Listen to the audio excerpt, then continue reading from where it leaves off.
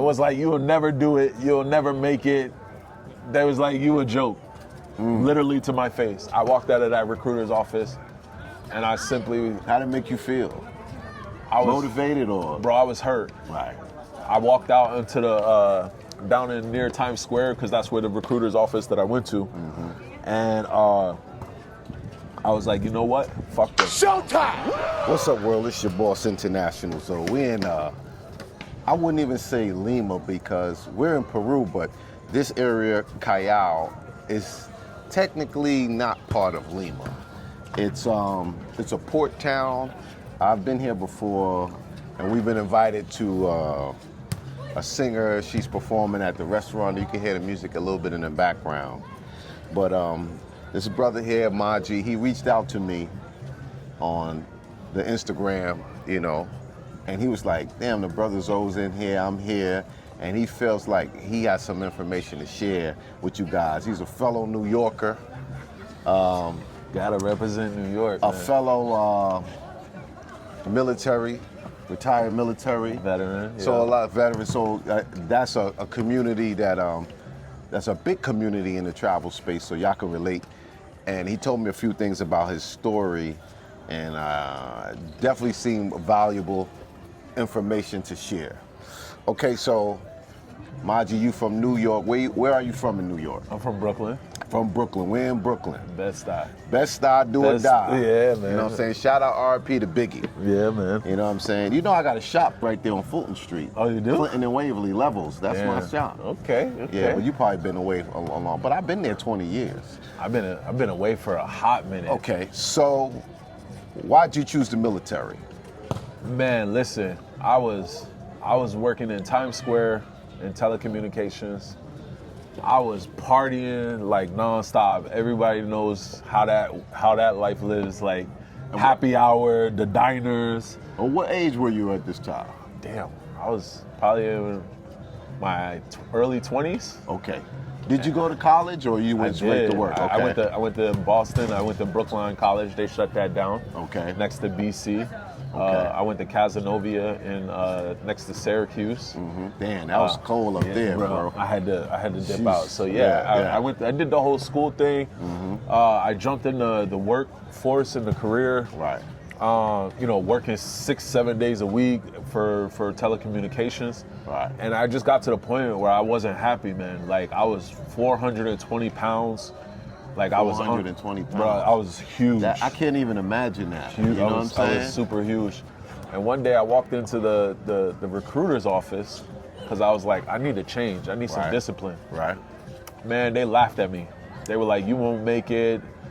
You're a beast. There's a weight requirement. There's a weight requirement. What's that? What number is that?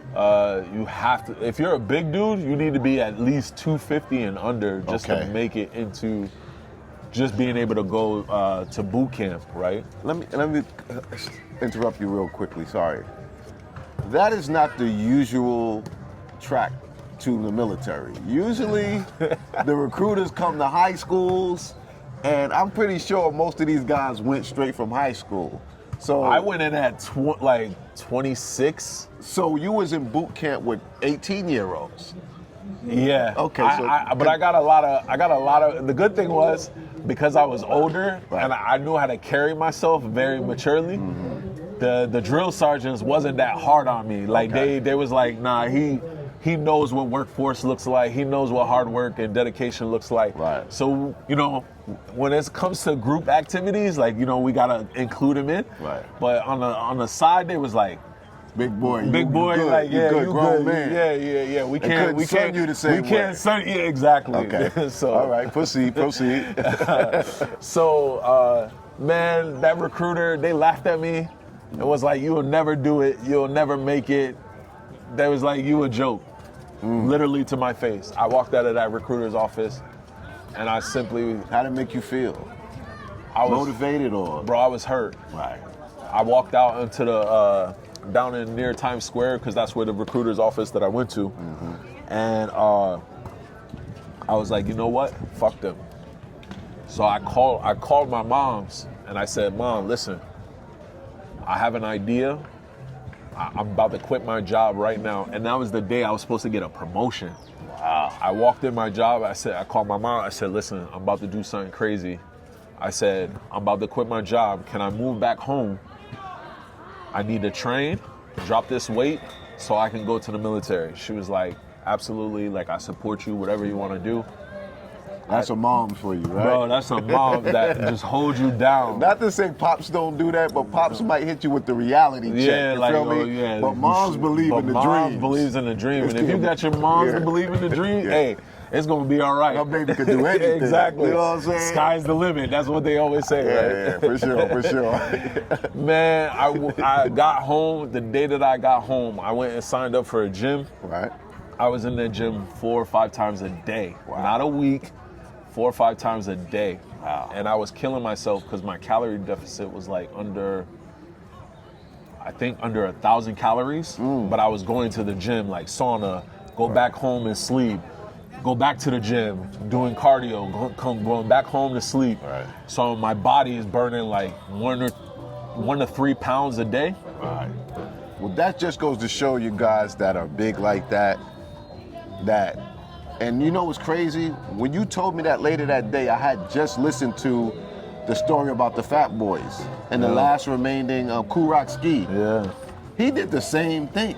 Yeah. He said he was 400 and something pounds, and he said, what's the name had died, and he was like, that's it. That was it. And you know what I mean? So and I know people can't imagine in their mind what 400 pounds look like, but look like. he did it.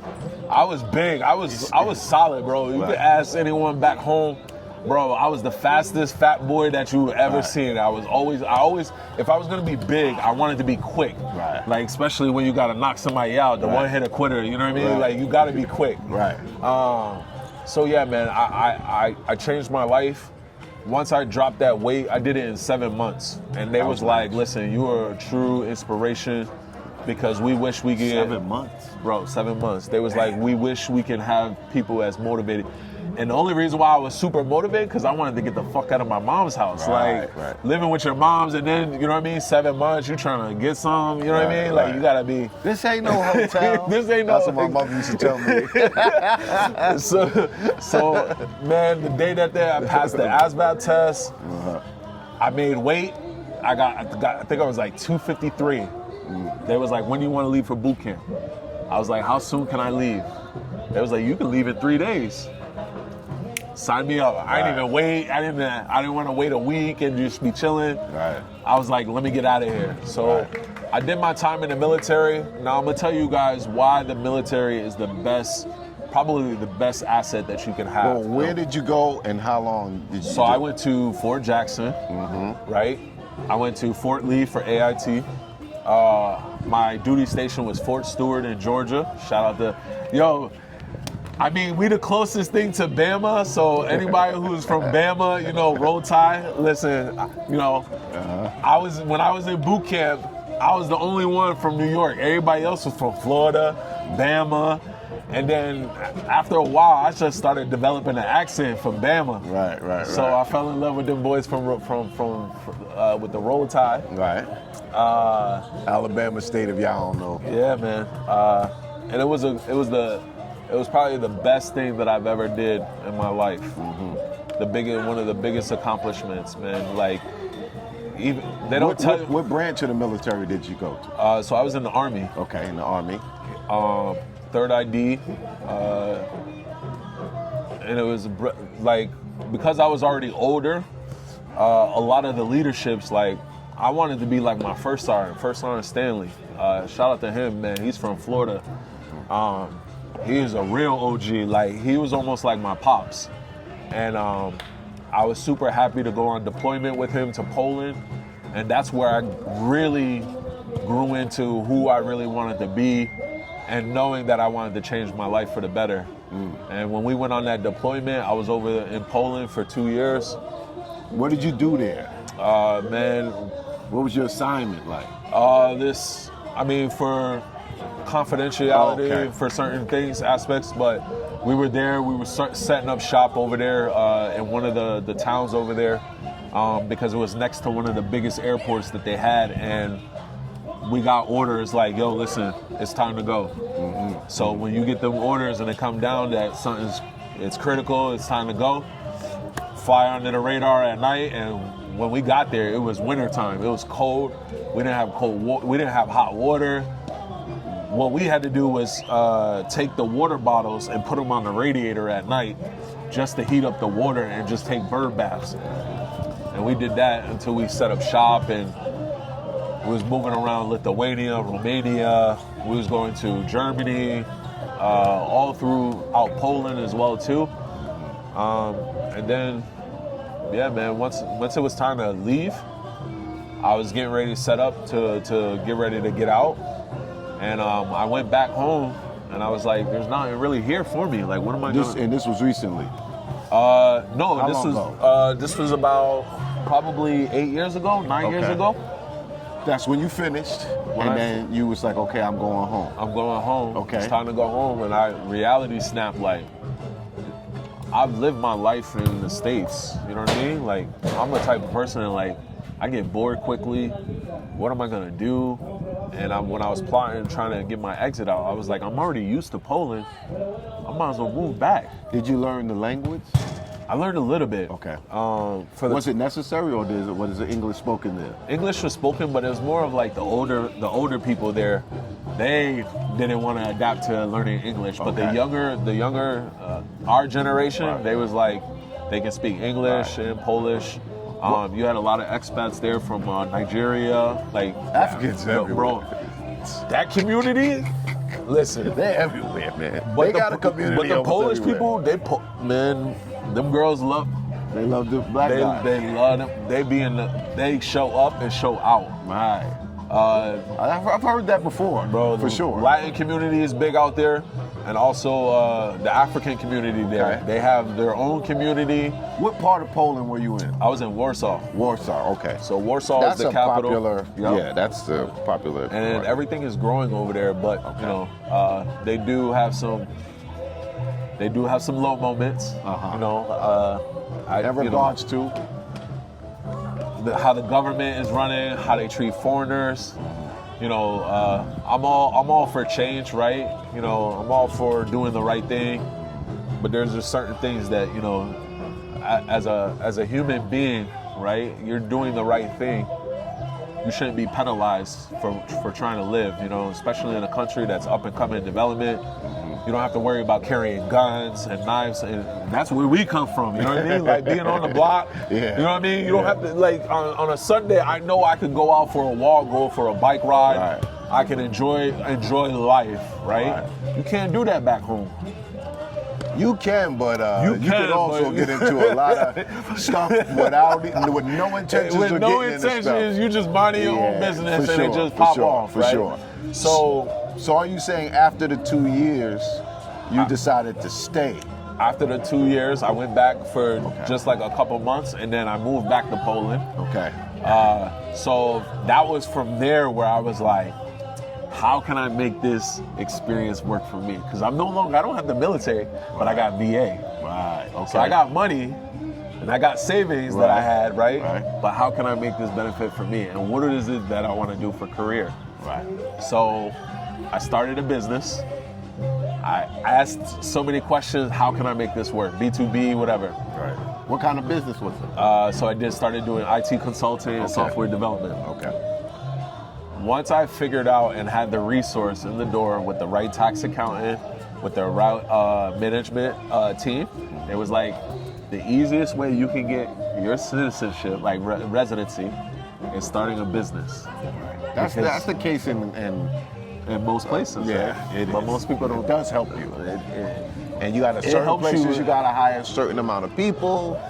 With the B2B, you acting as a sole proprietor. Oh, okay. So you don't need to employ anybody because when you get, let's say you get your income, let's say you go work as a contractor for a big company, you just tell them, hey, I have my own company. Right. Don't have to worry about paying taxes to the government. You don't have to worry about insurance. I have to pay for that myself. Right. And you can go find a cheap plan, right? Okay. You act as a sole proprietor. You don't have to pay. You don't have to hire nobody. Okay. So how was life once you started your business? How was your business flowing? How was your clientele?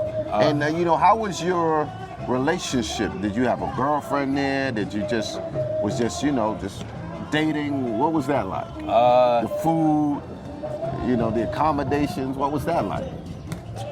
So I'll start from starting with the business side. So jumping into IT, anyone who's looking to get into IT, you can look at Atlassian.com. Atlassian they run Jira and Confluence platforms where you can create apps, and then they sit on top of on the software. Mm-hmm. So a lot of people jumped into, they're always looking for like software engineers, consultants, now this whole thing with AI is coming out.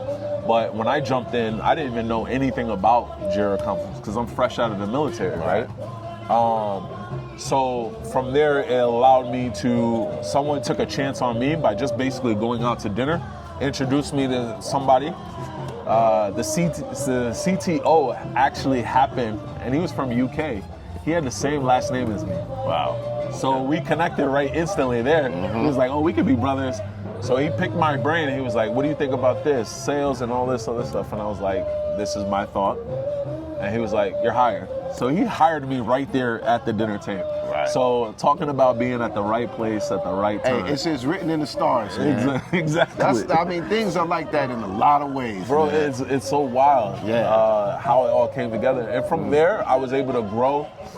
I started out with an income salary of like 5,000 Zwadi. So I don't know what the conversion rate of that for US. But that was a decent amount of money to kind of survive in Poland. Right. And then over the year, and then after year, I just started increasing my value, the demand, who I am as a person. And because I'm such an extrovert, right, I was able to grow a network. So if you have LinkedIn, hey man, connect with people, use that as a business opportunity, as your lead, as your source. That's the blueprint right there. Just connecting with the right people at the right time, asking them, hey, can I connect with you? I just want to pick your brain. I just read your profile. How did you get this? It's the blueprint. It's already there for you. It's written. So life in Poland, I was also a DJ as well too, around the club areas as well too. So what's your DJ name? DJ Maji. Okay. I had to go with DJ Maji because a lot of people, they can't pronounce Jamel properly in Poland. And then Lamaji, who I really like to go by, they had a hard time pronouncing Lamaji. Okay. So I was like, all right, how can I make this work for a good DJ name? Right. So I was like, DJ Maji. So I was in the club one day, and the girl was like, Maji? And I was like, she was like, you could be DJ Maji. And I was like, all right, I need that on an ad lib. So I had to get her on that. I was like, yo, record this right now so I remember it when I'm sober. And she was like Maybach music. Yeah. So I had to get that recorded, and then from there I was DJ Maji or Maji. Mm-hmm. What kind of music did you play? I'm a big fan of old school hip hop. Like, it's nothing like the feeling. It tells a story. I can tell the story for the crowd, right? Right. So I played old school hip hop, new school hip hop, Afro beats. Off the charts, like you got Burna Boy, Wizkid, all them, right? I'm a big fan of Amapiano, right? And if you could get an Amapiano with a nice mashup with some R&B tunes, go crazy in the club. Amapiano is like the new house music, kind of like, if you can mix it in properly, vibration as house music had back in the late 80s, early 90s.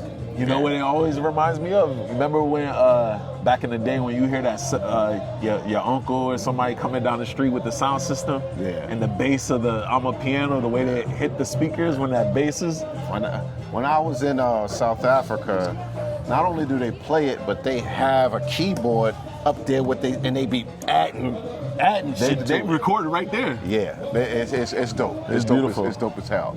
Yeah. Okay, so you DJ, you live in. How was you said the ladies was loving the brothers. Did you have a girlfriend, or were you was just, you were just going a serial dater? I really just I was moving around, bro. I was moving around. I wasn't a fan of like Tinder and stuff. Like I'm a big more of direct. Let's go on let's go on a date. Let's go talk. And the girls over there, they really genuine. That's one thing I can say about Poland. It's like they're real genuine, down to earth. You know, it doesn't take much to satisfy them. Like, you know, you got those ones out, you know, they overdo it. Right. But a decent girl, they want to go on a walk. They want to go grab a coffee. You know, they'll How pay. they look though? How they look? How they body? How they shape? You know? I mean, it ain't Peruvian, but they all right. Yeah, Like, okay. you know, each female is different. You know what I mean? Yeah, I mean, if you just curiosity for those people who it's based off of the taste of what you want. Yeah, like, yeah. you know, you got Germany girls, you got Polish girls, the Ukrainian Germany girls is thick though. The German girls is thick. The Ukrainian girls is some jump offs, because Ukraine just moved into they moved into Poland, so now you got the Polish girls battling with the Ukrainian girls, and they got Venezuela. And you know, one thing I didn't really like about Poland, it was a lot of the girls, they starting to do the injections, the face treatment, the Botox, that's all over the world, bro. Yeah, it's like. It's all over y'all the gonna world look now. scary in about 30, 40 years, They man. don't know, they are. I'm like, you better stop that shit. So, you was in, how long, in total, how long were you in Poland? And then, why did you leave? So I was in Poland for the past 6 years, and I just left Poland about 2 months ago. The reason why is they're dealing with some foreigner issues and some bureaucratic stuff where they're being strict on foreigners living in Poland now. And I think it has to do with the moving into Ukraine moving into Poland, right? And Are they making room for the Ukrainians, or I mean, they already tightening made, all their rules? They already made room for the Ukrainians. Okay. They're building new buildings that people can't even afford to live in. They're trying to increase the infrastructure over there and make it like the new place to be in Europe, right? Right. But the people like me who was actually there, living there, paying taxes, higher taxes, like I'm talking about like almost in an average person's salary, Right. taxes, you know, owning a vehicle, doing all the right things, you know, following the rules, even adapting to the Polish culture of how they treat one another, you know what I mean? Being respectful, trying to learn the language. And when I got my paperwork, when I was waiting for my residency renewal for 2 years and they denied it, I was like, okay, we need to start Gotta make a choice now. We need to start making choices. So I was already here in Peru in January with my brother. Right. Shout out to him, S. John, from Boston. We was here in January for our birthdays, and I was just laying in the bed, just chilling. And I was supposed to go out, have some drinks, meet some ladies. And he was like, he knocked on the door. He was like, yo, what the fuck are you doing? I said, bro, I'm plotting, I'm manifesting something right now. He was like, you good? I was like, yeah, I'll meet you out. I sat in the bed for like 45 minutes to an hour, looking at my phone in the dark, putting the phone on my chest when I'm looking, plotting out housing, groceries, what taxes look like, currency-wise, you know, as everything, right? Gym costs, all the logistics, right? Of what you do when you put together a plan, right? I live my life by 3 Ds, and you guys can take it, run with it. You can use it and apply it to anything: relationships, work, your career, anything. You have to have a discovery. That's the first D. When you discover shit, like discovering stuff about your partner, right? Discovering stuff about your job and what you like and what you don't like. Don't complain about it. You just discovered something different, right? Then you have the define. Once you have that discovery, you can define it how you want to approach it. It's like someone love, right? Some people love differently. You need to define that with communication.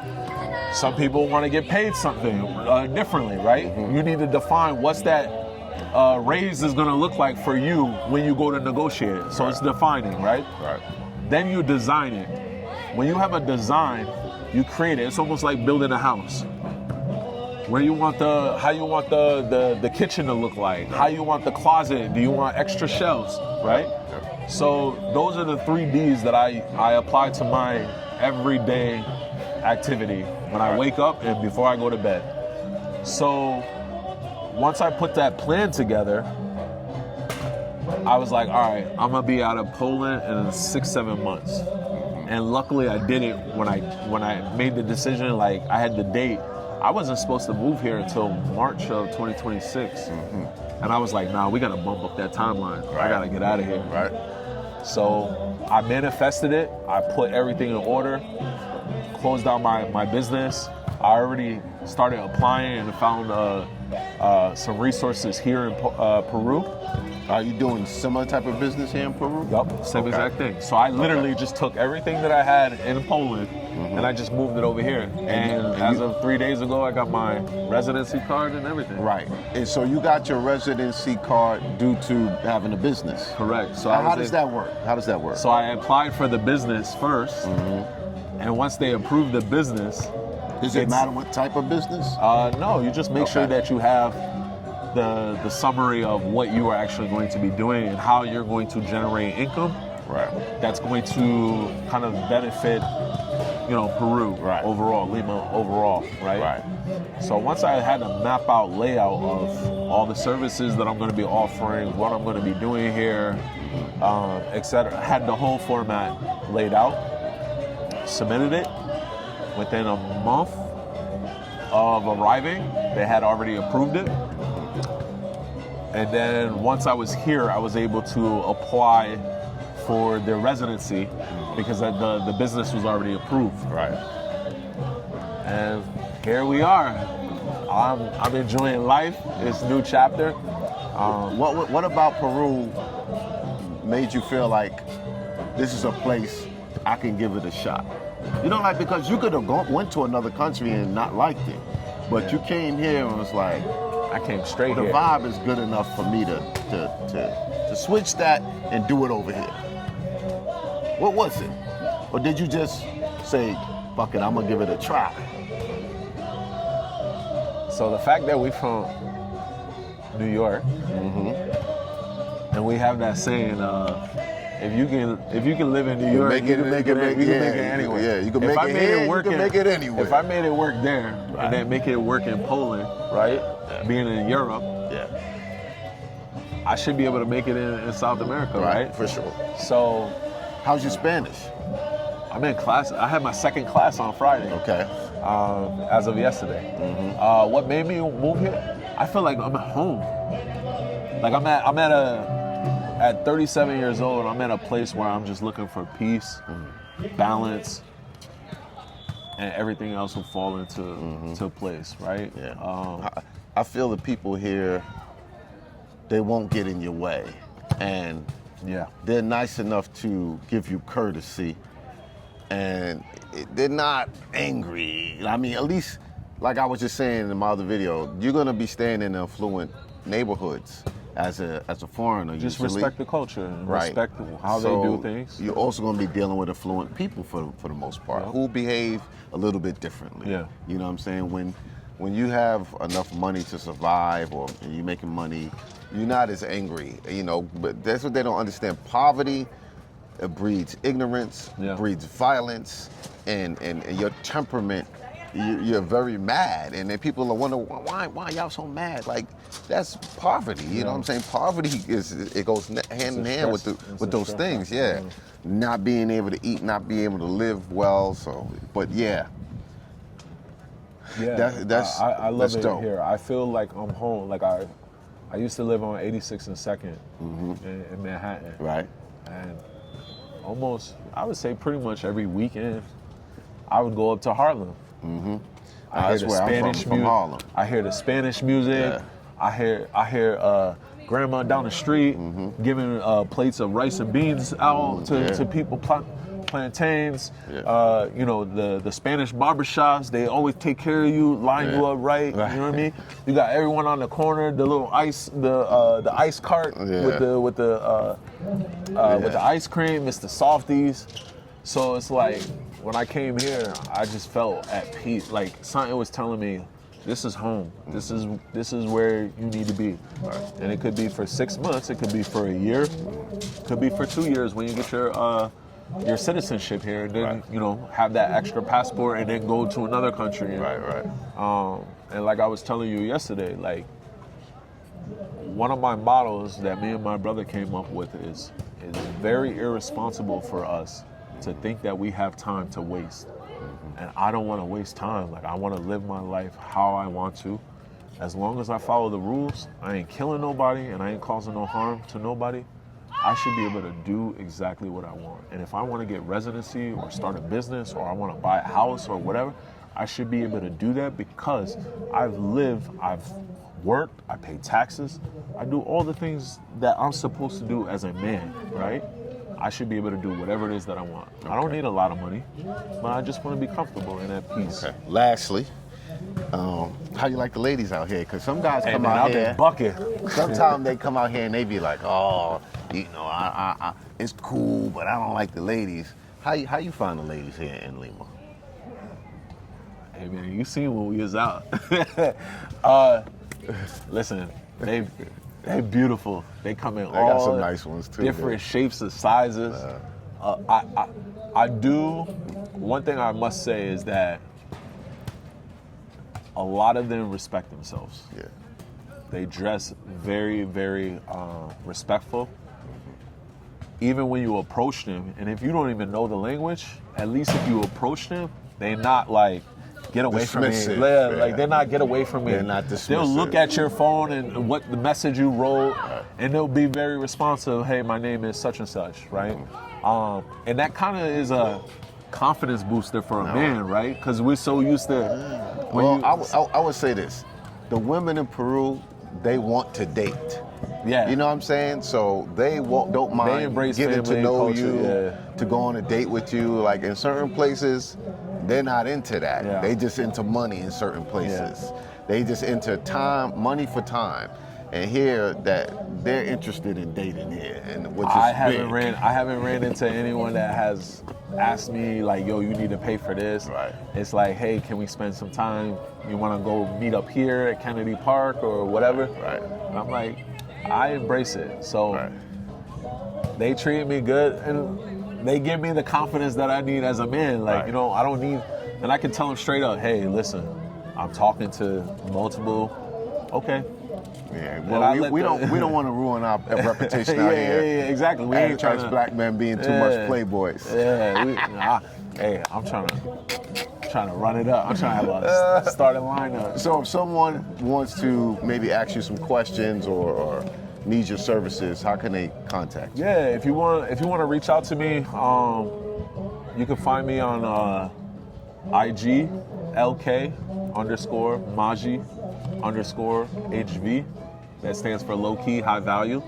Because we want to stay low key in life, right? Mm-hmm. But we want to make sure that we build high value, especially as men. So that's why I have that IG name.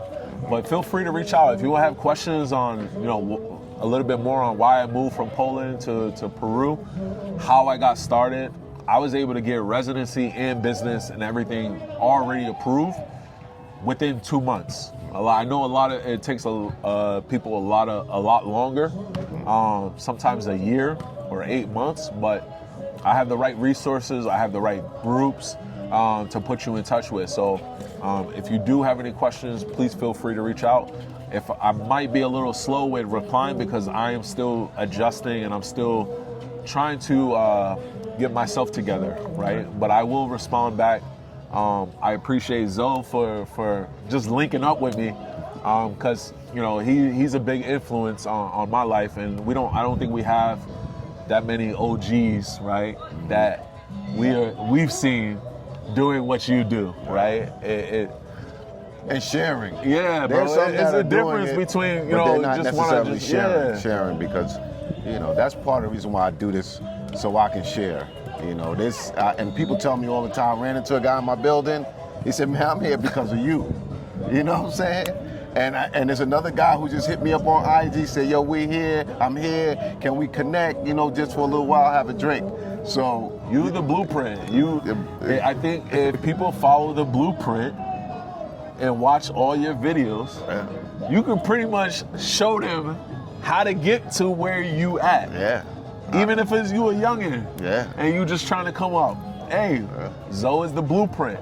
Follow the blueprint. Everybody talk about Jay-Z, right? He got the blueprint.